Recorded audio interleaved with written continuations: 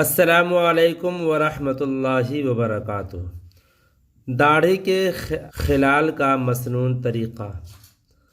داڑھی کے خلال کا مسنون طریقہ۔ وضو کرتے وقت داڑھی میں خلال کیسے کرتے ہیں؟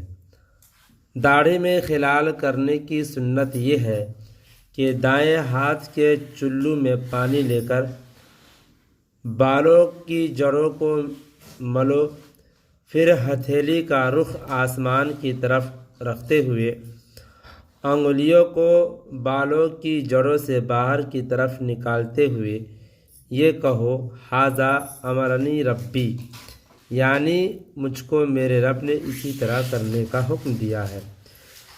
اس پر محدثین اور فقہا کا اجماع ہے۔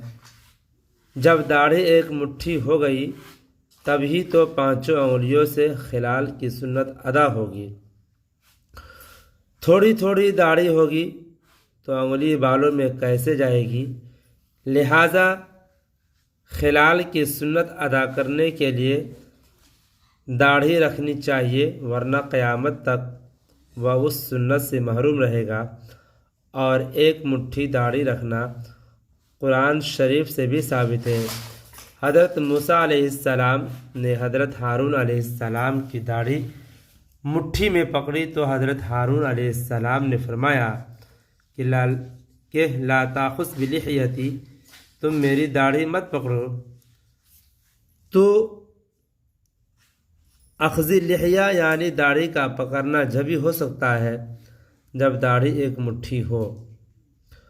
اگر داڑھی رکھنا معمولی بات ہوتی تو اللہ اپنے پیاروں کو ایک مٹھی داڑھی رکھنے کا شرف عطا نہ فرماتا، تو عورتیں اپنے شوہروں کو بار بار تقاضا کر کے داڑھی رکھوا دے۔ مرد کسی مولوی کی بات پر زیادہ اپنی بیوی کی بات مانتا ہے۔